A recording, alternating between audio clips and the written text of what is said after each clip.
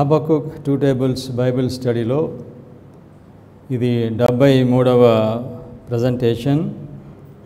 అహరోను బలిపీఠము 4వ భాగము, ఆరోన్స్ ఆల్టర్ పార్ట్ 4. ప్రార్థన చేసుకుని వాక్యాన్ని ప్రారంభించుకుందాం. కృపగలిగిన మా పరలోకపు తండ్రి, మీ వాక్యాన్ని మేము అర్థం చేసుకోవడానికి మీ పరిశుద్ధాత్మను అనుగ్రహించారు. మీ వాక్యాన్ని బోధించడానికి మీ కృపను అనుగ్రహించారు ప్రభువా. ఈ సమయంలో మీ వాక్యాన్ని నేను బోధిస్తూ ఉండగా మీరు వాగ్దానం చేసిన ప్రకారంగా పరిశుద్ధాత్మను నాకు అనుగ్రహించండి. కేవలము మీకు మహిమకరముగా, మీ ప్రజలకు దీవెనకరముగా నేను బోధించినట్లు నన్ను మీరు నడిపించుకోనండి. ఈ వాక్యాన్ని వినిచున్న మీ ప్రజలు దీన్ని అర్థం చేసుకుని మీ రాకడ ఎంత సమీపంలో ఉందో గ్రహించి మీ రాకడ కొరకు సిద్ధపడే ఆ సమర్పణ జీవితమును మీరు మాకు అనుగ్రహించమని యేసుక్రీస్తు నామములో ప్రార్థన చేయించున్నాం తండ్రి, ఆమేన్. హబక్కుక్ 2 టేబుల్స్ ద్వారా ప్రాముఖ్యంగా మనము నేర్చుకునే అంశము, లేకపోతే మనము గ్రహించవలసిన ప్రాముఖ్యమైన సత్యము ఏమిటంటే, దేవుడు ఈ ప్రపంచానికి చివరి వర్తమానము అందించడానికి సెవెంత్ డే అడ్వెంటిస్ట్ సంఘాన్ని ఎన్నుకున్నాడు. దేవుడు ఎన్నుకున్న ఈ సంఘము త్రోవ తప్పింది గనుక దేవుడు ఇచ్చిన వర్తమానమును బోధించే స్థితిలో, ఆధ్యాత్మిక స్థితిలో దేవుని సంఘము లేదు. అందుచేత దేవుడు ఆయన ప్రజలను ఆయన ఎన్నుకొని దేవుని సంఘము ఎక్కడ తప్పిపోయింది దాన్ని బయలుపరుస్తున్నాడు. గనుక మనం తప్పిపోయాము, మరలా వెనకకు రమ్మని దేవుడు సెవెంత్ డే అడ్వెంటిస్ట్ సంఘమును పిలుస్తున్నాడు. మనము సంఘ సభ్యులతో కానీ నాయకులతో కానీ సంఘం యొక్క ఆధ్యాత్మికత స్థితి గురించి మనం మాట్లాడినప్పుడు ప్రతి ఒక్కరి నోట నుండి ఆధ్యాత్మిక స్థితి బాగోలేదని చెప్తారు, సంఘం యొక్క పరిస్థితి బాగోలేదని చెప్తారు. కానీ దానికి కారణం ఏమిటి అనేది మనుషులకి తెలీదు. అయితే దేవుడు దీనిని మనకు తెలియచేస్తున్నాడు. ఎందుచేత దేవుని ప్రజలు, దేవుని సంఘము దేవుని వర్తమానమును బోధించే స్థితిలో ఎందుకు లేదు, ఎందుచేత పరిశుద్ధాత్మను సంఘం కోల్పోయింది, ఎందుచేత దేవుని సంఘములో క్రీస్తు కనబడటం లేదు అనే సంగతులను దేవుడు మనకు తెలియచేస్తున్నాడు ఈ హబక్కుక్ 2 టేబుల్స్ బైబిల్ స్టడీ ద్వారా. ఇక్కడ కూర్చున్న మనము, ఆన్లైన్లో వీక్షిస్తున్న ప్రజల మనము సెవెంత్ డే అడ్వెంటిస్ట్ సంఘ సభ్యులము. కనుక మనకి దేవుడు ఒక వర్తమానము ఇస్తున్నాడు. ఆ వర్తమానాన్ని మనము గత 72 ప్రజెంటేషన్స్ నుండి నేర్చుకుంటున్నాము. ఇది 73వ ప్రజెంటేషన్. ఈ బైబిల్ స్టడీ దేవుని ప్రజలను మరలా వెనుకకు తెచ్చి వారికి పరిశుద్ధాత్మ వరాన్ని ఇచ్చి దేవుడు ఎన్నుకున్న ఆ ఉద్దేశాన్ని ఈ సంఘము ద్వారా మరలా ఆయన నెరవేర్చుకోవటానికి దేవుడు ఆయన ప్రజలను పిలుస్తున్నాడు. సో ఈరోజు మనము అహరోను బలిపీఠము గురించి ఇది 4వ భాగము. గత కార్యక్రమంలో ప్రజెంటేషన్లో నుండి మనం ఏం నేర్చుకున్నాము? అహరోను, యరొబాము. అహరోను ఐగుప్తు దేశం నుండి బయటికి వచ్చిన తరువాత దేవుని ప్రజలు ఆయనను అడిగినప్పుడు ఆయన ఒక బంగారు దూడను చేశాడు, బలిపీఠాన్ని కట్టాడు, ఆరాధనకు ఆహ్వానించాడు. అదేవిధంగా యరొబాము కూడా సొలొమోను చంపుతాడని భయపడి ఆయన ఐగుప్తుకి వెళ్తాడు. సొలొమోను చనిపోయిన తర్వాత ఆయన వస్తాడు. వచ్చిన తరువాత దేవుడి రాజ్యము అది 2 భాగాలు అవుతుంది. ఉత్తర రాజ్యము, దక్షిణ రాజ్యము. ఉత్తర రాజ్యము నాకు రాజు అయిన యెరోబోము, ఆయన కూడా ఐగుప్తు నుండి తిరిగి వచ్చిన తరువాత ఒక బలిపీఠమును కడతాడు. కోర్స్ 2 బలిపీఠాలను కడతాడు. బేతేలులో ఒకటే, దానులో ఒకటే కట్టి అక్కడ బంగారు దూడను చేసి ఆరాధించడానికి ఆహ్వానిస్తాడు. అయితే దేవుని రాజ్యము 2 భాగాలు అయినప్పుడు ఒక భాగంలో 10 గోత్రాలు ఉంటాయి, ఇంకొక భాగంలో 2 గోత్రాలు ఉంటాయి. 10 గోత్రాల్లో ఉన్న రాజ్యాన్ని ఉత్తర రాజ్యము, నార్దర్న్ కింగ్డమ్ అని పిలుస్తాం. 2 గోత్రాలు ఉన్న రాజ్యాన్ని సదర్న్ కింగ్డమ్ అని పిలుస్తాం, యూదా రాజ్యం అని పిలుస్తాం, దక్షిణ రాజ్యము. కనుక ఈ 2 రాజ్యాల్లో దేవుడు ఏ రాజ్యాన్ని ఎన్నుకున్నాడు తన ప్రజలుగా అంటే యూదా ప్రజలను ఆయన తన ప్రజలుగా ఎన్నుకున్నాడు. అయితే ఉత్తర రాజ్యాన్ని దేవుడు విడిచిపెట్టలేదు. నేను కూడా మిమ్మల్ని దీవిస్తానని చెప్పాడు, మీరు నా మాట ప్రకారంగా జీవిస్తే. కానీ దేవుడు ఎన్నుకున్న జనాంగము దక్షిణ రాజ్యము. గత కార్యక్రమంలో ఈ దేవుని ప్రజలు ఈ రాజ్యము 2 భాగాలుగా అయిపోయింది. ఒకటి ఉత్తర రాజ్యము, ఒకటి దక్షిణ రాజ్యము. సో ఇప్పుడు మిల్లరైట్ టైంలో వీళ్ళిద్దరూ ఎవరికి సూచనగా ఉన్నారు? అపోస్టేట్ ప్రొటెస్టెంట్స్, భ్రష్టత్వం నందున అపోస్టెంట్స్ వారు ఉత్తర రాజ్యమునకు సూచనగా ఉన్నారు. మిల్లరైట్స్ అడ్వెంటిస్టు వాళ్ళు యూదా రాజ్యమునకు సూచనగా ఉన్నారు. 1844 సంవత్సరమునకు దేవుడు ఆయన ప్రజలను మరలా 2 భాగాలు చేశాడు. ఆ 2 భాగాలు ఏమిటంటే భ్రష్టత్వము నొందిన ప్రొటెస్టెంట్స్, మిల్లరైట్ అడ్వెంటిస్ట్. యెరోబోము ఆయన బలిపీఠం దగ్గర నిలబడి ఆయన ఉండగా దక్షిణ రాజ్యం నుండి యూదా నుండి ఒక ప్రవక్త వస్తాడు. ఆయన వచ్చి నువ్వు కట్టిన ఆ బలిపీఠము అది బద్దలైపోతుంది, గుగ్గులము ఒలికిపోతుంది అని చెప్తాడు ఆ యెరోబోముతో. చెప్పినప్పుడు అతను పట్టుకోవటానికి చెయ్యి చాపుతాడు. ఆ చెయ్యి అలాగే ఎండిపోయి అలాగే ఉంటుంది, వెనక్కి తీసుకోలేడు. కనుక నా కొరకు మరలా ప్రార్థన చేయమని చెప్తాడు. ఆ ప్రవక్త ప్రార్థన చేస్తే అతని చెయ్యి మరలా వెనుకకు వస్తుంది. వచ్చిన తర్వాత నా దగ్గర నువ్వు భోజనం చేసి వెళ్ళు అంటే నీ దగ్గర నేను భోజనం చేయను, నీ రాజ్యంలో సగం ఇచ్చినా కూడా నేను తీసుకోను అని ఆయన తిరిగి వెళ్ళిపోతాడు. ఈ విధంగా ఆయన తిరిగి వెళ్ళిపోతూ ఉన్న ఈ సమయంలో ఇదంతా ఒక మనిషి గమనిస్తున్నాడు. బేతేలులో ఒక ముసలి ప్రవక్త ఒక ఆయన ఉన్నాడు, ఆయనకి కుమారులు ఉన్నారు.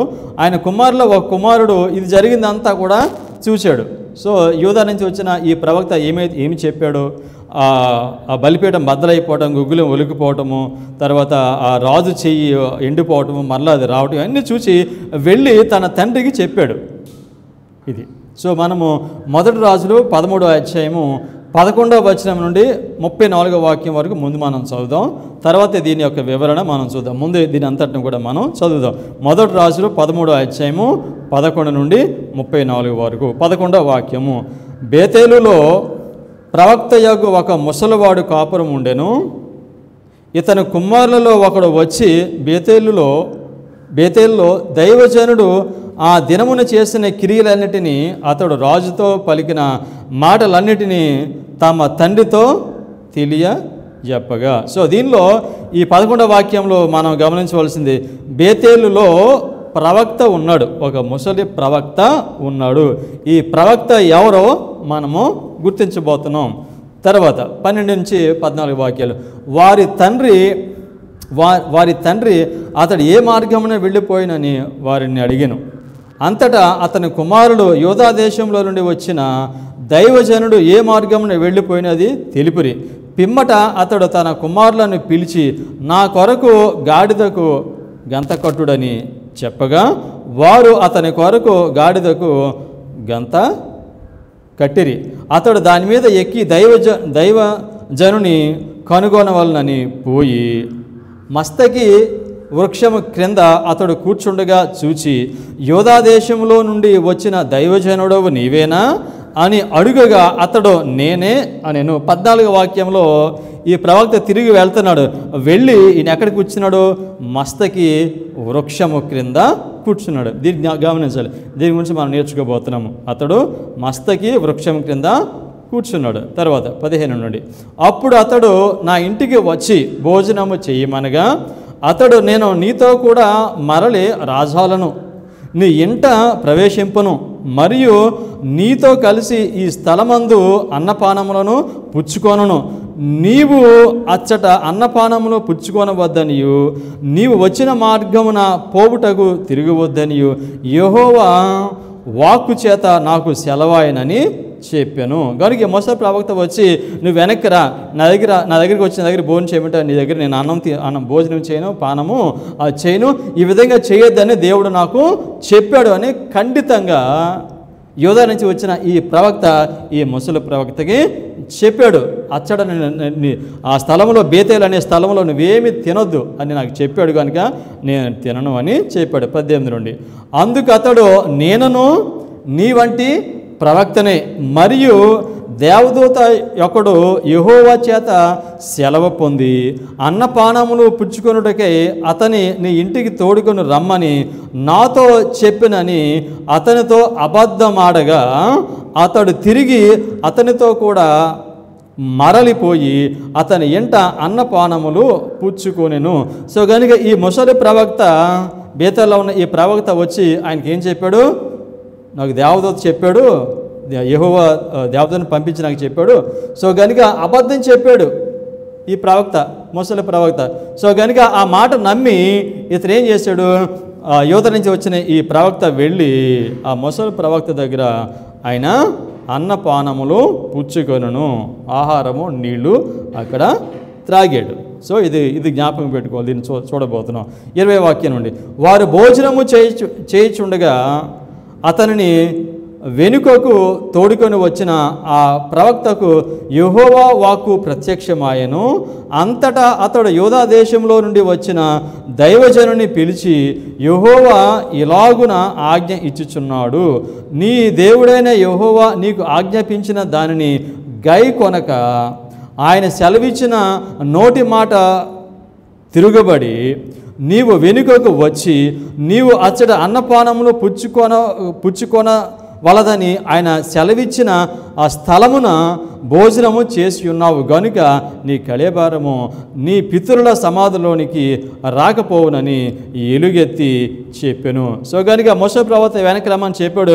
వెళ్ళి అతనితో పాటు భోజనం చేస్తూ ఉంటే ఆ ముసలి ప్రవక్త దేవుడు మాట్లాడాడు.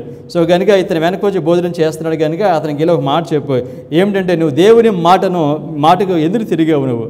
సో కనుక నీవు నీ పితరుల సమాధిలో పాతి పెట్టబడవు, నువ్వు మధ్యలోనే చనిపోతావు అనే మాట ఈ ముసలి ప్రవక్త ఆయనకి చెప్పాడు. 23వ వాక్యం, అంతటా వారు అన్నపానములు పుచ్చుకొనిన తరువాత అచ్చటి ఆ ప్రవక్త తాను వెనుకకు తోడుకొని వచ్చిన ఆ ప్రవక్తకు గాడిద మీద గంత కట్టించెను. అతడు బయలుదేరి మార్గమున పోవచ్చుండగా ఒక సింహము అతనికి ఎదురుపడి అతనిని చంపెను.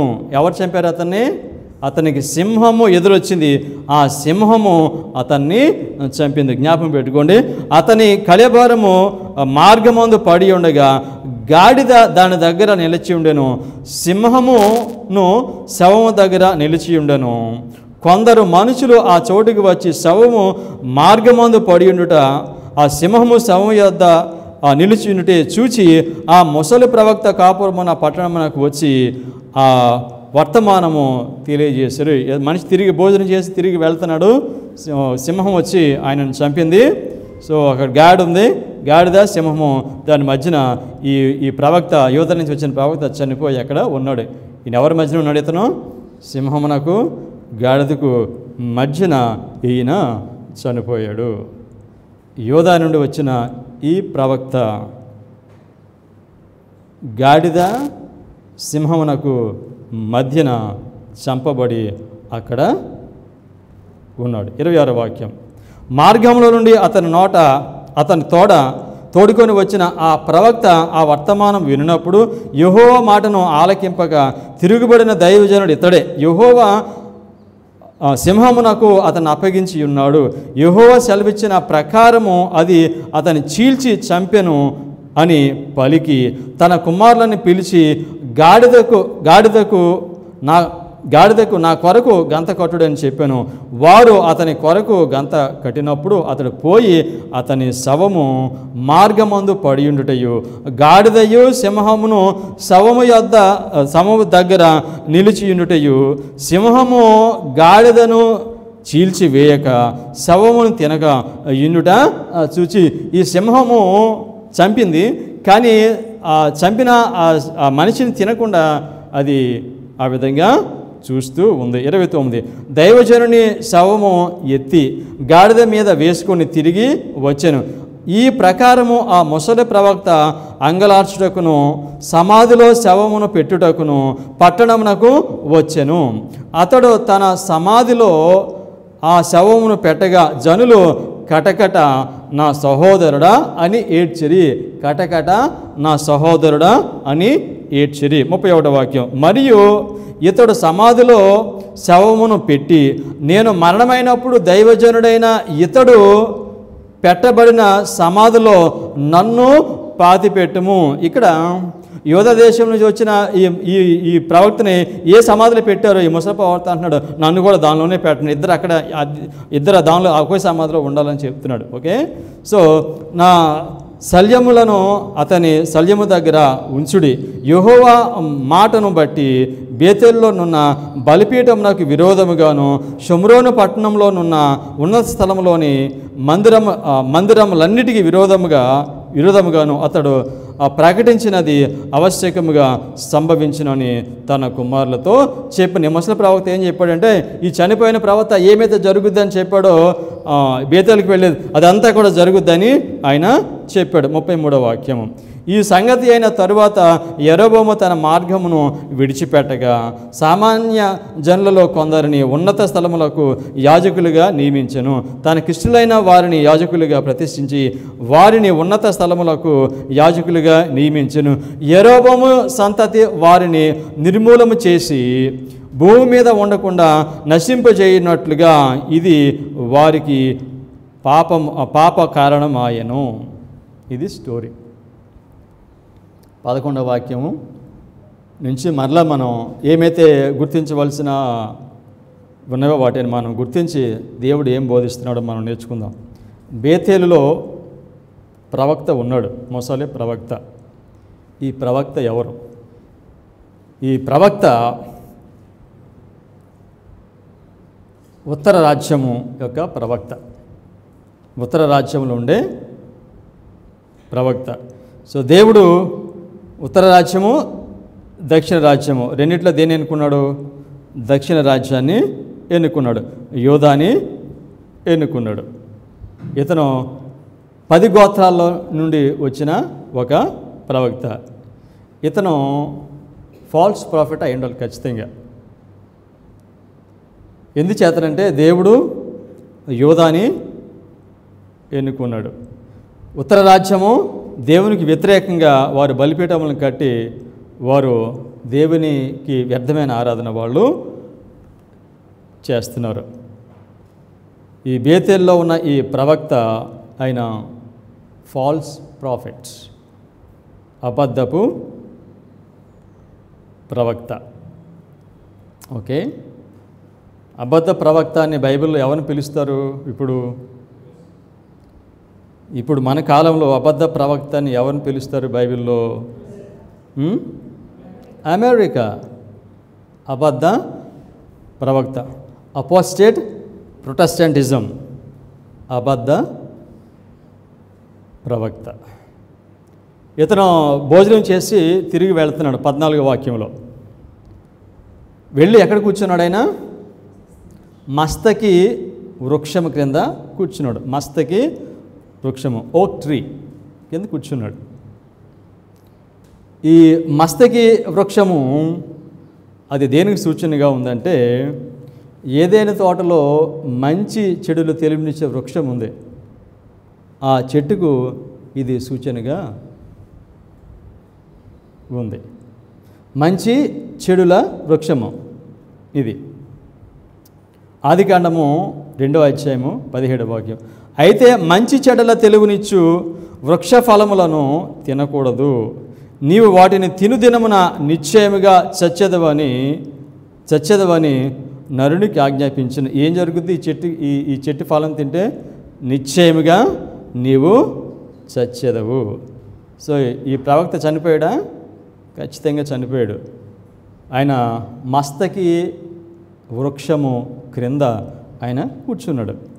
ఒకవేళ ఈ ప్రవక్త ఆయన ఆగకుండా వెళ్ళిపోయి ఉంటే ఈ ముసలి ప్రవక్తకి ఆయన దొరికేవాడు కాడు. ఆ చెట్టు కింద కూర్చోకపోతే ఆ ప్రవక్తకి ఈయన దొరికేవాడు కాడు. కానీ ఆ చెట్టు కింద ఆయన బస చేశాడు.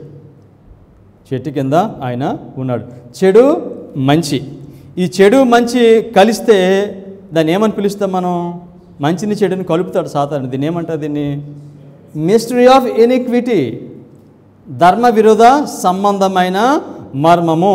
సో కనుక ఆ చెట్టు మంచి చెడులను తెలివినిచ్చిన ఈ చెట్టు ఆ దేని సూచనగా ఉందంటే మిస్టరీ ఆఫ్ ఇనిక్విటీ. సో కనుక అపవాది దేవుని ప్రజలను ఏ విధంగా మోసం చేస్తాడంటే సత్యంతో అసత్యాన్ని కలుపుతాడు, లేకపోతే అసత్యంతో సత్యాన్ని కలుపుతాడు. సో కనుక ఈ ప్రవక్త ఎక్కడి నుంచి వచ్చాడు? యోధా నుండి వచ్చాడు. సో కనుక యోధా నుంచి వచ్చిన ఈ ప్రవక్త ఇతను ఉత్తర రాజ్యము అది భ్రష్టత్వము నొందిన ప్రజల వాళ్ళు కనుక వారి దగ్గర వారు అతను ఏమీ కూడా తినకూడదు. ఓకే, 17వ వాక్యంలో ఏం చెప్పాడంటే ఇతను వెళ్ళాడు, వెనక్కి వెళ్ళి ఏం చేశాడు? నీవు అచ్చట అన్నపానమును పుచ్చుకోనవద్దని దేవుడు నాకు స్పష్టంగా చెప్పాడని చెప్పాడు. నువ్వు అక్కడికి వెళ్ళి ఏమి తినొద్దు, నువ్వు అన్నమ తినొద్దు, నీళ్లు తాగొద్దు, నువ్వు అక్కడికి వెళ్ళి వర్తమానం చెప్పేసి నువ్వు వెనక్కి వచ్చేయి అని చెప్పాడు. సో ఎందుకు దేవుడు ఇంత ఖచ్చితంగా చెప్పాడనంటే ఈ యోధా నుంచి వచ్చిన ఈ ప్రవక్తకు కారణం ఏమిటంటే ఈ ఉత్తర రాజ్యము ఈ రాజు వారు బబులోని మద్యాన్ని త్రాగుతున్నారు. బబులోని మద్యాన్ని వారు త్రాగి ఉన్నారు వాళ్ళు. సో కనుక బబులోని విడిచి మీరు రమ్మనే వర్తమానం వారికి బోధించడానికి వెళ్ళాడు. ఎవరు? దక్షిణ రాజ్యం చెందిన ప్రవక్త ఎందుకు వెళ్ళాడు? మీరు బబులోని మధ్యాహ్నం తాగుతున్నారు, దాన్ని విడిచి మీరు రండి అని చెప్పడానికి వెళ్ళాడు. కనుక నువ్వు ఆ వర్తమానం చెప్పడానికి వెళ్ళావు కనుక నువ్వు ఆ దగ్గర బబులోని మధ్య నువ్వు ఎలా తాగుతావు? నువ్వు అందుకే తాగకూడదు నువ్వు. సో కనుక అక్కడికి వెళ్ళి వర్తమానం చెప్పి నువ్వు వచ్చేసాయి అని పంపించాడు. అయితే అక్కడికి వెళ్ళి ఆయన ఏం చేశాడంటే వాళ్ళ యొక్క వర్తమానాన్ని తీసుకున్నాడు. సో ఎందుచేతనంటే దేవుడు ఉత్తర రాజ్యమును దక్షిణ రాజ్యమును ఆ రెండింటిని వేరు చేశాడు. ఎప్పుడు వేరు చేశాడు? 1844లో వేరు చేశాడు. వేరు చేసిన తర్వాత వాళ్ళకి ఒక వర్తమానం ఇచ్చాడు. ఈ వర్తమానం తీసుకుని వెళ్ళి వాళ్ళకి చెప్పడం వరకు వెళ్ళి ఉత్తర రాజ్యానికి వెళ్ళి చెప్పడం వరకే, అపోస్టేట్ భ్రష్టత్వం ఉందిన ప్రొటెస్టాంటిజంకి వెళ్ళి చెప్పడం వరకే వర్తమానం. కానీ అక్కడ ఏమీ తాకూడదు, అక్కడ ఏమీ తినకూడదు, వాళ్ళ బోధ ఏమీ తీసుకోకూడదు. సో నేను చాలాసార్లు చెప్తాను అడ్వెంటిస్ట్ వారికి, స్పెషల్ ఈ మూమెంట్లో ఉన్న వారికి, ఏ మెసేజ్లు చూడకూడదు మనం. ఈవెన్ అడ్వెంటిస్ట్ మెసేజ్ చూడాలన్నా కూడా చాలా కేర్ఫుల్గా ఉండాలి. ఇంకా సండే వాళ్ళ మెసేజ్ అంటారా, దాన్ని జోలికే పోకూడదు అసలు. సో ఇక్కడ స్పష్టంగా చెప్తున్నాడు, సో నువ్వు ఎక్కడి నుంచి వచ్చావు? నువ్వు బబులోని మధ్యను విడిచి నువ్వు బయటకు వచ్చావు, దేవుడు నిన్ను ఎన్నుకున్నాడు. సో కనుక నువ్వు తిరిగి వెళ్ళాలి, వర్తమానం చెప్పాలే తప్ప వాళ్ళ దగ్గర నువ్వేమీ కూడా తినకూడదు, త్రాగకూడదు. సో అక్కడికి వెళ్ళి తినటము త్రాగటం అంటే అర్థం ఏమిటంటే నువ్వే వర్తమానం నుంచి నీ దేవుడు బయటికి విడిపించాడు, మళ్ళీ నువ్వు అక్కడికే నువ్వు వెళ్తున్నావు. సో 2 కొరింథీయుల 6:17-18 కావున మీరు వారి మధ్య నుండి బయలు వెడలి ప్రత్యేకంగా ఉండుడి. మిల్లర్ రైట్ హిస్టరీ ఇది. ఓకే, కావున మీరు వారి మధ్య నుండి బయలు వెడలి ప్రత్యేకంగా ఉండుడి, అపవిత్రమైన దానిని ముట్టకూడదని ప్రభువు చెప్పుచున్నాడు. అపవిత్రమైన దాన్ని ముట్టకూడదు. ఆ భ్రష్టత్వమునందున ప్రొటెస్టాంటిజం దగ్గర మిస్టరీ ఆఫ్ ఇనిక్విటీ ఉంటుంది. సో కనుక వాళ్ళ దగ్గర నీవేమో ముట్టుకోవద్దు, కానీ చూడటానికి చాలా గ్లోరియస్, చాలా అందంగా కనపడుతుంది, ఆకర్షణీయంగా ఉంటుంది, కానీ అదేమి నువ్వు తాగొద్దు, అదేమి నువ్వు తీసుకొనొద్దని దేవుడు చెప్పాడు. మరియు నేను మిమ్మల్ని చేర్చుకొందును, మీకు తండ్రినై యుందును, మీరు నాకు కుమారులు కుమార్తెలై యుందురని సర్వశక్తి గల ప్రభువు చెప్పుచున్నాడు. సో కనుక నేను మిమ్మల్ని ప్రత్యేకపరిచాను, కనుక నేను మీకు దేవుడిగా ఉంటాను, మీరు నాకు కుమారులుగా ఉంటారు. సో కనుక అందుచేత మీరు అక్కడికి వెళ్ళి వర్తమానం బోధించడమే కానీ వారి దగ్గర నుండి మీరు ఏమీ తీసుకోకూడదు అని చెప్పాడు. సో కారణం ఏంటి, మీరు బబులోని విడిచి బయటకు రమ్మని వర్తమానము విలియం మిల్లర్ బోధించాడండి. రెండవ దూత వర్తమానం బోధించాడు. సో ఆ వర్తమానం గురించి ఈ యోధా నుంచి వెళ్ళిన ఆయన అంటాడు, బలిపీఠమో బలిపీఠమో 2 సార్లు చెప్పాడు ఆ రెండో దూత వర్తమానము. సో కారణం ఏమిటంటే, ఎందుకు అక్కడ ఏమీ తినకూడదనంటే, ఏమీ త్రాగకూడదనంటే, యేసుక్రీస్తు వారు ఆయన చనిపోయి లేచిన తర్వాత పరిశుద్ధ స్థలానికి వెళ్ళారు. తర్వాత 1844లో అతి పరిశుద్ధ స్థలానికి వెళ్ళారు. ఆ యూదులు యేసుక్రీస్తు వారిని తృణీకరించి ఆయన దేవునికి ప్రార్థన చేస్తున్నారు, యేసుక్రీస్తు వారికి ప్రార్థన చేస్తున్నారు. కానీ వారి ప్రార్థన వ్యర్థమైందంట. ఎందుచేతనగా యేసుక్రీస్తు వారిని వాళ్ళు అంగీకరించలేదు కనుక వారు చేసే ప్రార్థనలకు సమాధానం ఎవరిస్తారో, యేసుక్రీస్తు వారిని తృణీకరించి ఆయన దేవునికి ప్రార్థన చేస్తే ఆ ప్రార్థన తండ్రి వింటారా? ఆ ప్రార్థనకి సమాధానం ఎవరిస్తారో అపవాది ఇస్తాడు. అదేవిధంగా 1844లో దేవుని ప్రజలు పరిశుద్ధ స్థలం నుండి అతి పరిశుద్ధ స్థలానికి వెళ్ళిపోయారు. యేసుక్రీస్తు వారు పరిశుద్ధ స్థలం నుండి అతి పరిశుద్ధ స్థలానికి వెళ్ళిపోయారు. సో కనుక వీళ్ళు వారిని వెంబడించి లోనికి వెళ్ళిపోయారు కనుక యేసుక్రీస్తు వారు అక్కడ అతి పరిశుద్ధ స్థలానికి వెళ్ళిపోయారు. అయితే ఆ వాస్తవం తెలియని మనుషులు మీరు తిరిగి బబులోని విడిచి మీరు వెనక్కి రమ్మని చెప్పిన వర్తమానాన్ని వారు తృణీకరించారు కనుక వాళ్ళు ఇంకా దేనికి ప్రార్థన చేస్తున్నారంటే పరిశుద్ధ స్థలంలోని యేసుక్రీస్తు వారికి వారు ప్రార్థన చేస్తున్నారు. అయితే యేసుక్రీస్తు వారు అక్కడ లేరు, ఆయన ఎక్కడ ఉన్నారు? అతి పరిశుద్ధ స్థలంలో ఉన్నారు. సో కనుక యేసుక్రీస్తు వారు ఇంకా అక్కడే ఉన్నారని వాళ్ళు అనుకుంటున్నారు, కానీ అతి పరిశుద్ధ స్థలంలో ఉన్నారు. అందుచేత వీళ్ళ ప్రార్థన చేస్తూ ఉన్నప్పుడు వీళ్ళ ప్రార్థనకి ఎవరు సమాధానం చెప్తారో తెలుసండి? అపవాది సమాధానం చెప్తాడు. ఇప్పుడు అపోస్టేట్ ప్రొటెస్టెంట్స్ ప్రార్థన చేస్తే ఆ ప్రార్థనకి సమాధానం దేవుడు ఎవడో, ఆ ప్రార్థనకి సమాధానం అపవాది ఇస్తాడండి. Early Writings page 260. Early Writings page 260. I saw as the Jews crucified Jesus, so the nominal churches had crucified these messages. These messages ante first and second is messages, okay? And therefore they have no knowledge of the way into the most holy place. So కనుక apostate Protestants వారికి అతి పరిశుద్ధ స్థలంలోకి వెళ్ళడానికి వారికి మార్గం తెలియదంట వాళ్ళకి. So వాళ్ళ దగ్గరికి వెళ్ళి నువ్వేం నేర్చుకుంటా, నేనేం నేర్చుకుంటాను. సో వాళ్ళ దగ్గరికి వెళ్ళొద్దు, ఓకే?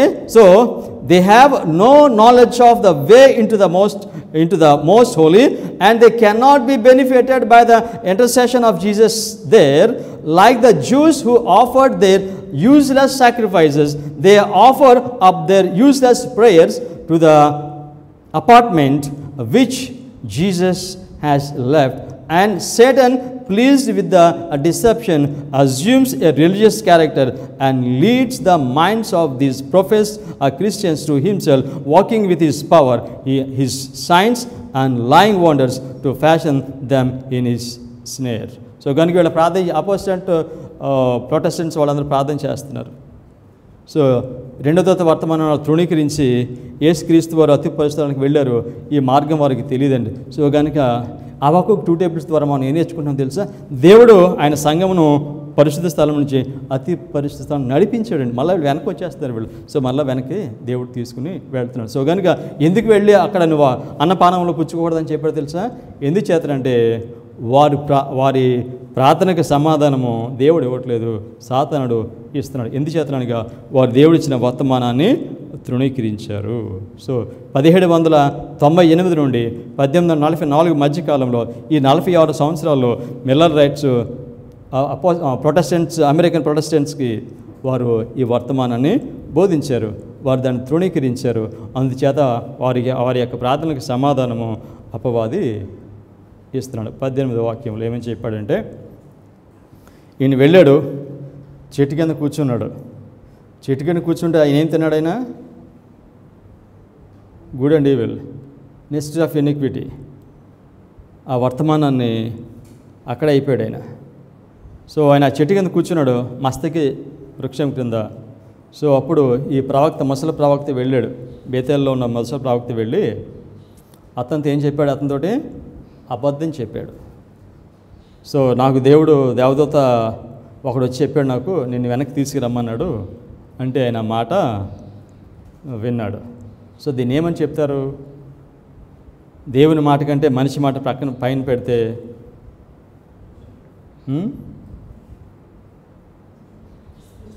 స్పిరిచువలిజం. దేవుని మాటను పక్కన పెట్టి మనిషి మాటను వినడం. సో కనుక ఈ అబద్ధ ప్రవక్త ఎవరు? Protestant, apostate Protestants.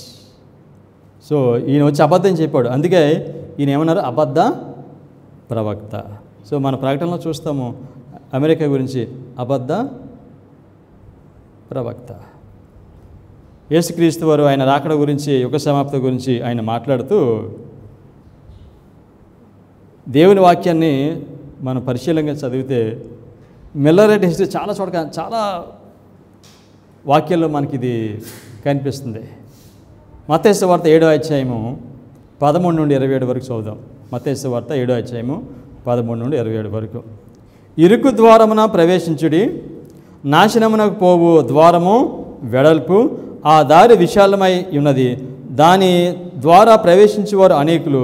జీవమునకు పోవు ద్వారము ఇరుకును, ఆ దారి సంకుచితమై ఉన్నది, దాని కనుగొని వారు కొందరే. అబద్ధ ప్రవక్తలను గూర్చి జాగ్రత్త పరుడి, వారు గొర్రెల చర్మమును వేసుకుని మీ వద్దకు వత్తురు, కానీ లోపల వారు క్రూరమైన తోడేళ్ళు. ఏమని చెప్పే యేసుక్రీస్తు వారు? 2 మార్గాలు ఉన్నాయి. ఒకటి ఇరుకు మార్గము, ఇంకొకటి వెడల్పు మార్గం, విశాలమైన మార్గము. ఇరుకు మార్గము ఎవరు బోధిస్తారు? మిల్లర్ రైట్స్ బోధిస్తారు. విశాలమైన మార్గం ఎవరు బోధిస్తారో? అపోస్టేట్ ప్రొటెస్టెంట్స్ బోధిస్తారు. భ్రష్టత ఉన్నందున ప్రొటెస్టెంట్స్ వారు, ఈ వేరే సంఘాల వారు దీనిని బోధిస్తారు. సో కనుక అపోస్టేట్ ప్రొటెస్టెంట్స్ ఏమని పిలుస్తున్నాడు? అబద్ధ ప్రవక్తలు. అబద్ధ ప్రవక్తలు ఎక్కడి నుంచి వస్తారు? అపోస్టేట్ ప్రొటెస్టెంటిజం నుంచి వాళ్ళు వస్తారు. అందుకే 15వ వాక్యంలో అన్నాడు, అబద్ధ ప్రవక్తలను గురించి జాగ్రత్త పరుడి, వారు గొర్రెల చరం వేసుకుని మీ వద్దకు వచ్చారు. సో కనుక ఆ గొర్రెల చరం వేసుకుని యోధ నుంచి వచ్చి యోధ దగ్గర నుంచి వచ్చిన ప్రవక్త దగ్గరికి ఎవరు వచ్చారు? గొర్రెల చర్మం కప్పుకుని ముసలి ప్రవక్త వచ్చాడు. ఏం కప్పుకొని వచ్చాడు? గొర్రెల చర్మం వేసుకుని ఆయన వచ్చాడు. ఓకే, 16వ వాక్యము. వారి ఫలము వలన మీరు వారిని తెలుసుకుందురు. ముండ్ల పొదలలో ద్రాక్ష పండ్లైనను, పల్లేరు చెట్లను అంజూరపు పండ్లైనను కోయుదురా. అలాగుననే ప్రతి మంచి చెట్టు మంచి ఫలము ఫలించును, పలికిమాలిన చెట్టు కాని ఫలము ఫలించును. మంచి చెట్టు ఎవరో? ఇక్కడ పనికిరాని చెట్టు ఎవరో? యూద, ఫలమిచ్చే చెట్టు. అపోస్టేట్ ప్రొటెస్టెంట్స్ వారు మంచి ఫలాలు ఇచ్చేవారు కాదు. సో కనుక అపోస్టేట్ ప్రొటెస్టెంట్స్ వాళ్ళు మంచి ఫలాలు వారు ఫలించరు. సో వాళ్ళు చెప్పే వాటిని చూసి ఆకర్షితులు అవ్వాల్సిన అవసరము లేదు. అది మంచి చెట్టు కాదని చెప్తున్నాడు. ఆ చెట్టు నుండి ఎటువంటి మంచి ఫలాలు రావు, వచ్చినట్టుగా కనపడతాయి కానీ రావు. That is mystery of iniquity. Okay, 18వ వాక్యం. మంచి చెట్టు కాని ఫలములను ఫలింపనేరదు, పనికిమాలిన చెట్టు మంచి ఫలములను ఫలింపనేరదు. మంచి ఫలములు ఫలింపని ప్రతి చెట్టు నరకబడి అగ్నిలో వేయబడును. కాబట్టి మీరు వారి ఫలం వలన వారిని తెలుసుకుందరు. ప్రభు అని నన్ను పిలుచు ప్రతి వాడును పరలోక రాజ్యంలో ప్రవేశింపడు కానీ పరలోకమందున్న నా తండ్రి చిత్త ప్రకారం చేయవాడే ప్రవేశింపును. సో కనుక ప్రభు అని పిలిచినంత మాత్రాన మీరు పరలోక రాజ్యంలో ప్రవేశించరు, నా తండ్రి చిత్త ప్రకారం చేయాలి. సో ఈ కాంటెస్ట్, మనం చదువుతున్న కాంటెస్ట్లో దేవుని చిత్త ప్రకారం చేయింది ఎవరు? ఇప్పుడు ఈ కాంటెక్స్ట్లో యోధ నుంచి వచ్చిన ఈ ప్రవక్త దేవుని చిత్తమును ఆయన చేయలేదు.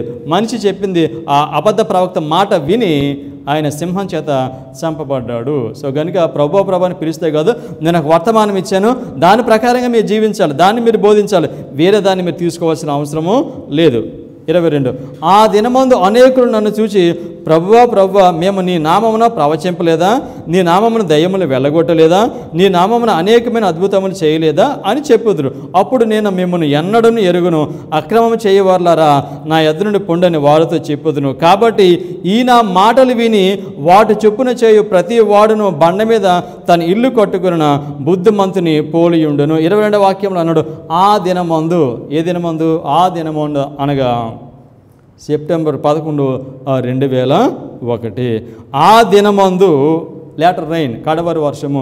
ఆ దినమందు అనేకులు నన్ను చూచి ప్రభువా నీ నామమున ప్రవచింపలేదా, నీ నామమున దయ్యములు వేలగొట్టలేదు. ఇవన్నీ చెప్తుంటే ఆ యేసుక్రీస్తు చెప్పే మాట ఏమిటంటే నువ్వెవరువో నాకు తెలియదు అంటాడు తర్వాత. సో కనుక దీనిలో అన్నాడు, అప్పుడు నేను మిమ్మల్ని ఎన్నడను ఎరుగను, అక్రమం చేయవాళ్ళారా నా ఎదురుని పుండని వారితో చెప్పుదును. కాబట్టి ఈయన మాటలు విని, ఈయన మాటలు విని వాడు చొప్పున చేయి ప్రతి వాడును బండ మీద తన ఇల్లు కట్టుకున్న బుద్ధిమంతుని పోలియుండుని.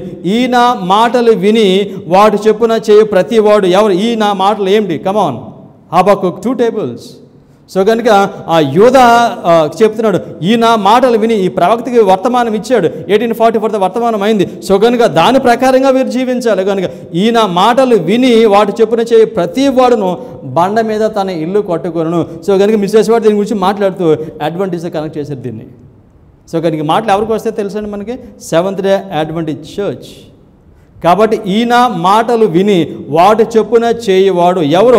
1798 నుండి 1844, ఇంకా స్పెసిఫిక్గా చెప్పాలంటే 1840 to 1844 ఈ మధ్యన దేవుడు సెవెంత్ డే మిల్లర్ రైట్స్కి ఆయన వర్తమానాన్ని ఇచ్చాడు, హబక్కుక్ 2 tables.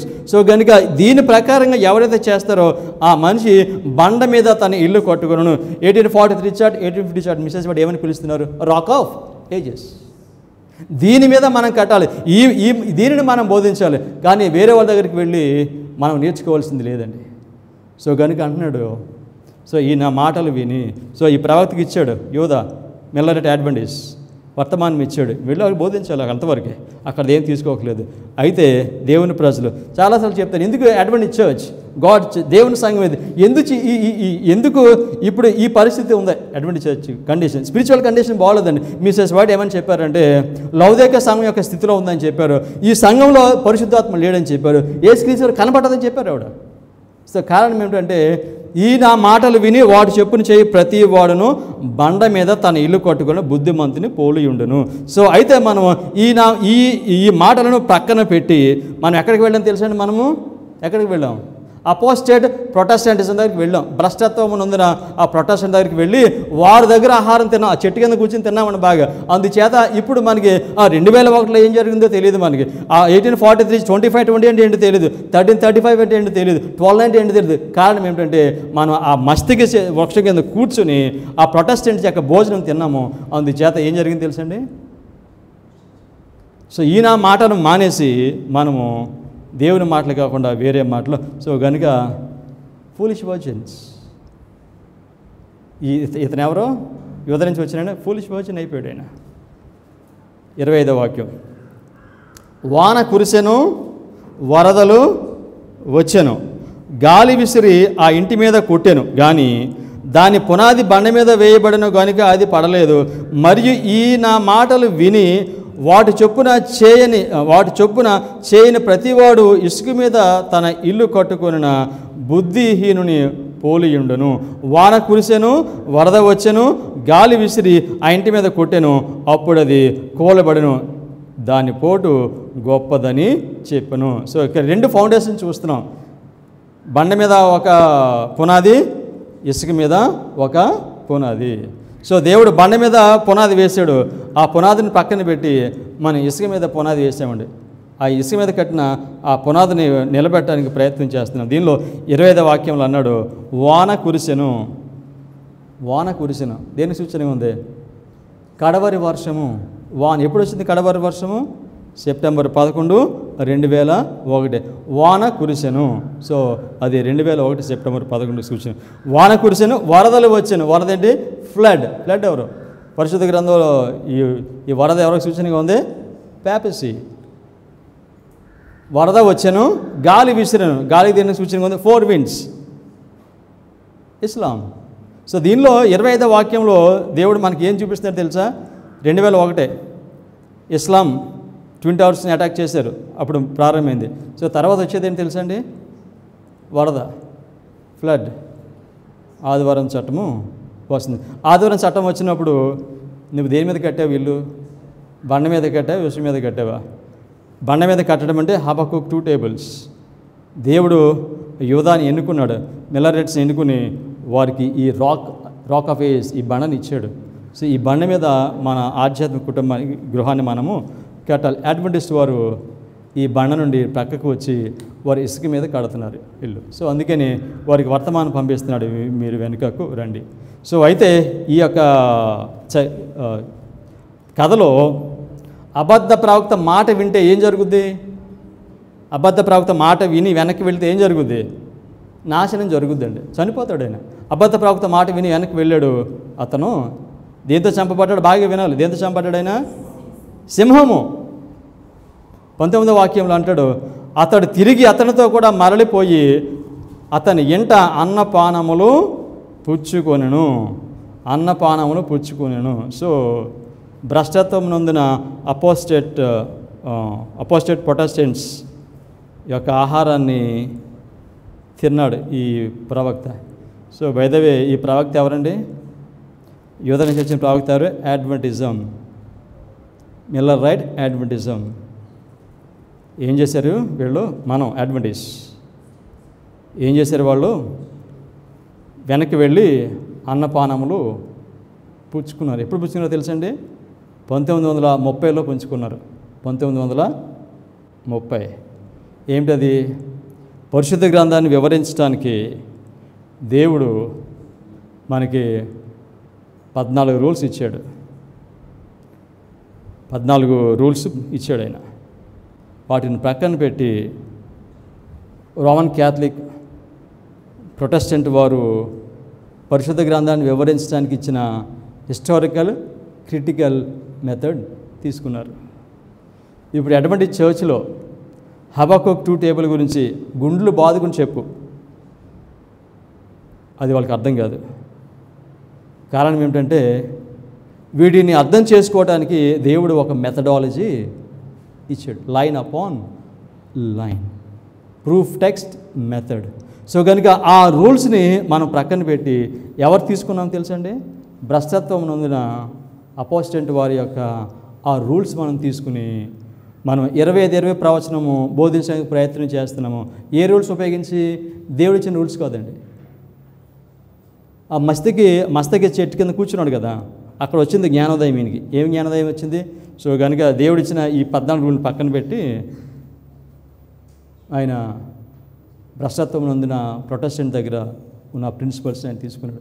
సో కనుక నో వండర్, పెద్ద పెద్ద స్కాలర్స్ కావచ్చు, వాళ్ళు చాలా అనుభవం ఉండొచ్చు, కానీ వీటిని అర్థం చేసుకోలేరు. వాళ్ళు ఎప్పటికీ అర్థం చేసుకోలేరు. నేను చెప్తున్నాను, వాళ్ళు వీటిని అర్థం చేసుకోవాలంటే ముందు ఏం అర్థం చేసుకోవాలి? వాళ్ళు బైబిల్ ఇంటర్ప్రిటేషన్ ప్రిన్సిపల్స్ అర్థం చేసుకోవాలి. విలియం మిల్లర్ ద్వారా అడ్వెంటిస్ట్ సంఘంకి ఇచ్చిన వాటిని వీళ్ళు అర్థం చేసుకోవాలి. వాటిని అర్థం చేసుకోకపోతే వాళ్ళు సింహమునకు గాడిదకు మధ్యన వారు చనిపోవలసి వస్తుంది. ఈ ప్రవక్త వెనక్కి వెళ్ళాడు. ఈ ప్రవక్త ఎవరో? అడ్వెంటిస్ట్. వెనక్కి వెళ్ళాడు. వెనక్కి వెళ్ళి అన్నపానం తీసుకున్నాడు. దీన్ని ఏమని చెప్తున్నాడు? యెషయా 28:1. యెషయా 28:1. త్రాగుబోతులకు ఎఫ్రాయిములకు అతిశయ కిరీటమునకు శ్రమ, వాడిపోవచ్చున్న పుష్పం వంటి వారి సుందర భూషణమునకు శ్రమ. ద్రాక్షారసం వలన కూలిపోయిన వారి ఫలవంతమైన లోయ, తల మీదనున్న కిరీటమునకు శ్రమ. సో వీళ్ళు ఏం చేస్తున్నారు? ద్రాక్షారసం తాగుతున్నారు. ఎక్కడ ద్రాక్షారసం తాగుతున్నారు? సో 2వ దూత వర్తమానం మీరు బబులోని విడిచి రమ్మని చెప్పారు. అది చెప్పిన ప్రజలు మళ్ళా వెళ్ళి వాళ్ళ దగ్గరికి వెళ్ళి దానిని వారు యెషయా 30:1-3 వరకు. యెహోవా వాక్ ఇదే, లోబడని పిల్లలకు శ్రమ, పాపమును కూర్చుకున్నట్లుగా మీరు నన్ను అడగక ఆలోచన చేయుదురు. నా ఆత్మ నియమింపని సంధి చేసుకుందరు. వారి నోటి మాట విచారణ చేయక ఫరో బలము చేత తమ్మును తాము బలపరుచుకున్నటకు, ఐగుప్తు నీడను శరణజొచ్చుటకు ఐగుప్తునకు ప్రయాణము చేయుదురు. ఫరో వలన కలుగు బలము మీకు అవమానకరమగును. ఐగుప్తు నీడలో శరణజొచ్చుట వలన సిగ్గు కలుగును. సో మీరు ఐగుప్తుకి వెళ్ళటం వల్ల మీకు ఏం కలుగుతుందని చెప్పాడు? సిగ్గు కలుగుతుంది. సో ఇతను మస్తకి వృక్షం కింద కూర్చున్నాడు కదా, ఆ చెట్టు ఎందుకు కూర్చున్నాడు? చెట్టు కింద అయినా అలసిపోయాడు, నీడ కోసం కూర్చున్నాడు. సో మనకు నీడ ఎవరంటే, మనకు నీడ అతి పరిస్థితి స్థలంలో ఉంటే మన నీడ అదే మనది, అది మన కాపుదలు, మన శరణు. సో అయితే ఈ మనిషి ఎక్కడ కూర్చున్నాడు? ఐగుప్తు బలము కావాలని వెనక్కి వెళ్తున్నాడు ఆయన. సో ఈ స్టోరీ అంతా ఏంటి, మన ఐగుప్తుకి వెనక్కి వెళ్తున్నారు వీళ్ళు. సో కనుక ఆ చెట్టు కింద ఆయన కూర్చున్నాడు ఆయన. సో అందువల్ల ఏం కలుగుతుంది ఆయనకి? సిగ్గు కలుగును. ఈ సిగ్గు కలుగును అనే మాట ఎక్కడుంది బైబిల్లో? సిగ్గు కలుగుతుందంటే ఈ మనుషులకి. ఈ ప్రవక్త ఆహారం తిన్నాడు కదా వెళ్ళి, సో అతనికి సిగ్గు కలుగుతుంది. సో ప్రకటన 3:18 నీవు ధనవృద్ధి చేసుకున్నట్లుగా అగ్నిలో పొటం వేయబడిన బంగారమును నీ దిశమూల సిగ్గు కనపడకుండానట్లు ధరించుకున్నటకు తెల్లని వస్త్రములను నీకు దృష్టి కలిగినట్లు నీ కన్నులకు కాటుకును నా యొద్ద కొనమని నీకు బుద్ధి చెప్పుచున్నాను. సో నీ దిశమూల సిగ్గు కనపడకుండానట్లు. సో కనుక నేకెడ్ అయిపోయామంట మనం. అడ్వెంటిస్ట్ వారు నేకెడ్ అయిపోయారు, దిగంబరులు అయిపోయారు. సో ఆ దిగంబరత్వాన్ని మరలా నువ్వు కనపడకుండా ఉండాలంటే, వస్త్రం ధరించుకోవాలంటే నువ్వు ఎక్కడికి వెళ్ళాలి? పరిశుద్ధ గ్రంథము, ప్రవచన సారము. సో ఈయన వెళ్ళాడు, భోజనం తిన్నాడు, గాడిద మీద వెళ్తున్నాడు, సింహం వచ్చి ఆయన్ని చంపింది. 24వ వాక్యంలో అతడు బయలుదేరి మార్గమును పోవుచుండగా ఒక సింహము అతనికి ఎదురుపడి అతనిని చంపెను. చంపిన తర్వాత సింహము గాడిద ఉన్నాయి, మధ్యలో ఈ ప్రవక్త శవము ఉంది. సో గాడిద దేనికి సూచన? ఇస్లాం. సింహము దేనికి సూచన? ప్యాపసీ, బాబిలోన్ ప్యాపసీ. సో అంటే ఈ ప్రవక్త చనిపోయాడు, గాడిదకు సింహమునకు మధ్యన ఈ ప్రవక్త చనిపోయాడు. అంటే 2001 సెప్టెంబర్ 11 సండేలా ఎవరో ప్యాపసీ. ఈ రెండింటి మధ్యన ఈ ప్రవక్త చనిపోతాడు. ఈ ప్రవక్త ఎవరు? Adventism will die. ఎప్పుడు మరణించడం ఎప్పుడు ప్రారంభమైంది? 2001 గాడితో ప్రారంభమైంది. సింహం సమయం వస్తుంది, ఆదివారం చట్టము. ఈ మధ్యకాలంలో ఆ ప్రవక్త చనిపోయాడు. అదేవిధంగా ఈ వర్తమానం తృఢీకరించిన వారు కూడా ఆ ప్రవక్త వలె చనిపోతారు.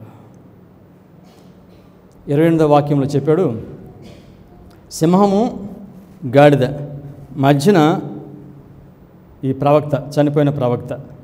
సింహము ఎవరైనా చంపిందంటే తింటుందండి, తినటానికే చంపుద్ది, ఊరికి ఆట కోసం చంపుద్ది సింహం.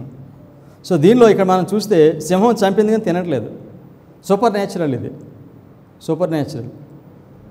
ఇది దేవుని యొద్ద నుండి తీర్పు, ఇది శిక్ష. ఇది సింహము ఆయన చంపి ఆయన తినట్లేదు, సింహం చంపిన తర్వాత ఖచ్చితంగా తింటుంది, అది తినట్లా. సో కనుక దేవుని దగ్గర నుండి వచ్చిన తీర్పు.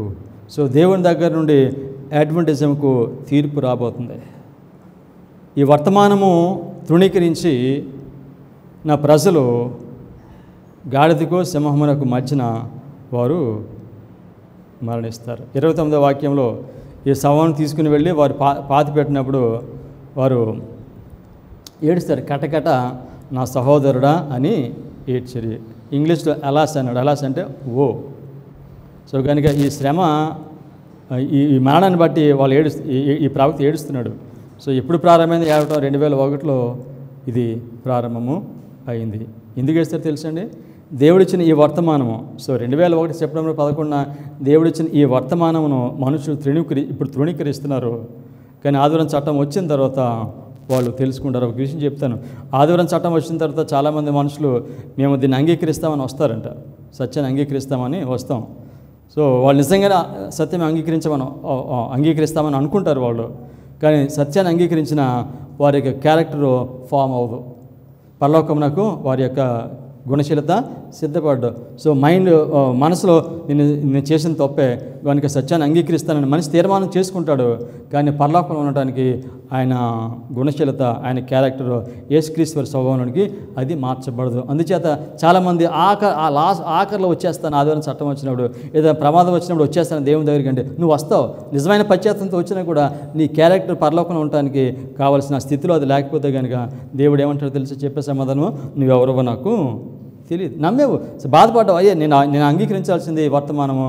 సో ఇస్లాం అంటే అది ఆ 2001లో 20 hours స్కూల్ పోయి ఇది బైబిల్ ప్రవచనంలో ఉంది, ప్రకటన 18వ అధ్యాయంలో ఉంది, ఇవన్నీ చెప్పారు. వీళ్ళు బ్రతుకున్న నీతిమంతులకి తీర్పు ప్రారంభమైందని చెప్పారు, ఇవన్నీ చెప్పారు. నేను వినలేదు, ఇప్పుడు నాకు అర్థమైంది. సో కానీ నేను అంగీకరిస్తాను, ఆదివారం చట్టం చాలామంది వస్తారు. సో 10 మంది కన్యకలు ఏమైంది, సో పెళ్లి కుమారుడు వస్తున్నాడు శబ్దం విన్నప్పుడు లెగిస్తారు. వాళ్ళ దగ్గర ఏం లేదు, ఆయన వాళ్ళ దగ్గర ఆ నూనె లేదండి.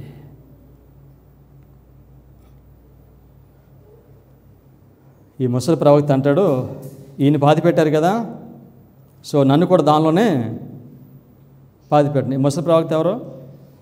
భ్రష్టత్వం నొందిన ప్రొటెస్టెంట్స్.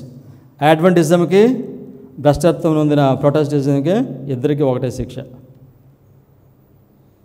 ఇద్దరు ఈ సింహం వల్లనే చంపబడతారు. పెప్సీ దెబ్బగీలో పతనం అయిపోతారు వీళ్ళు. సో ఇందుచేత ఈ ప్రవక్త మనకు సూచనగా ఉన్నాడు, అడ్వెంటిజంకి సూచనగా ఉన్నాడు. ఎందుకు వారు ఇది అర్థం చేసుకోలేకపోయారు అని అంటే, ఇప్పుడు అడ్వెంటిజం వాళ్ళు 2 వర్తమానములను వారు తృణీకరిస్తున్నారు. 2 వర్తమానములను తృణీకరిస్తున్నారు. ఈ 2 వర్తమానములు ఎక్కడ ఉన్నాయంటే, ప్రకటన దానియేలు 11వ అధ్యాయము 40 నుండి 45 ఈ 6 వాక్యాల్లో 2 వర్తమానాలు ఉన్నాయి. ఈ 2 వర్తమానాలు ఎక్కడి నుంచి వస్తున్నాయో తెలుసా? ఒకటి ఉత్తరం నుండి, ఇంకొకటి తూర్పు నుండి. ఒకటే ఉత్తరం నుండి, ఇంకొకటి తూర్పు నుండి. ఉత్తరం నుండి వచ్చే వర్తమానం ఏమిటి? ప్యాపసీ. ఉత్తరం నుంచి వచ్చే వర్తమానం ప్యాపసీ. తూర్పు నుంచి వచ్చే వర్తమానం ఏమిటి? గాడిద, ఇస్లాం. సో కనుక ఈ 6 వాక్యాలు దేని గురించి మాట్లాడుతున్నాయి? 2 వర్తమానాల గురించి మాట్లాడుతున్నాయి. ఈ 2 వర్తమానాలు ఇవి దేవుని ప్రజలను సిద్ధపరుస్తాయి. సో కనుక ఈ 6 వాక్యాల్లో ఉన్న ఉత్తరం నుంచి, ఈ తూర్పు నుంచి వచ్చే వర్తమానములను ఈ ప్రజలు తృణీకరించారు. వీటిని తృణీకరించడానికి ప్రధానమైన కారణం ఏంటి? ఎందుచేత దానియేలు 11వ అధ్యాయం ఆఖరి 6 వాక్యాలు అర్థం చేసుకోలేకపోతున్నారు? మెయిన్ రీజన్ ఏమిటి దానికి? దేవుడిచ్చిన విలియం మిల్లర్ ద్వారా దేవుడిచ్చిన ఆ 14 సూత్రములను, పరిశుద్ధ గ్రంథాన్ని వివరించడానికి ఇచ్చిన ఆ సూత్రములను ప్రక్కన పెట్టి భ్రష్టత్వం నొందిన ప్రొటెస్టెంట్ వారి యొక్క సూత్రాలను తీసుకున్నాం. సో అడ్వెంటిజం మస్తకి వృక్షం కింద కూర్చుంది 1930sలో. సో ఇప్పుడు ఈ కథ అంతట్లో కంక్లూజివ్ స్టేట్మెంట్, ఈ కథ అంతట్లో దేవుని రాజ్యము 2 భాగాలు అయింది. ఉత్తర రాజ్యము, దక్షిణ రాజ్యము. మరలా మిల్లర్ ఎట్ క్యాంలో మరలా దేవుని ప్రజలు 2 భాగాలు అయ్యారు.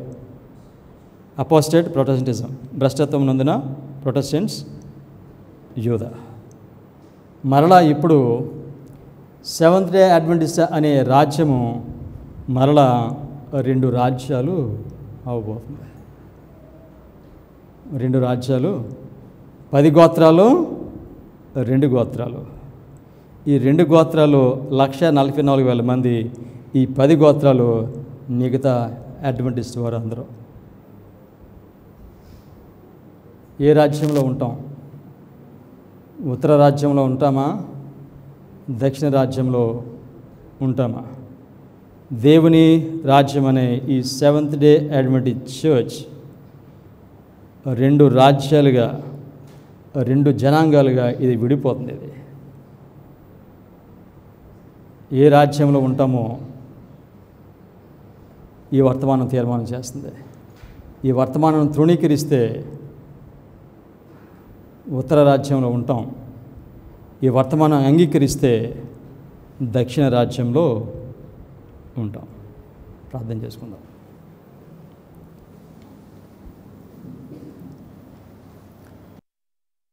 సర్వశక్తి కలిగిన మా పరలోకపు తండ్రి,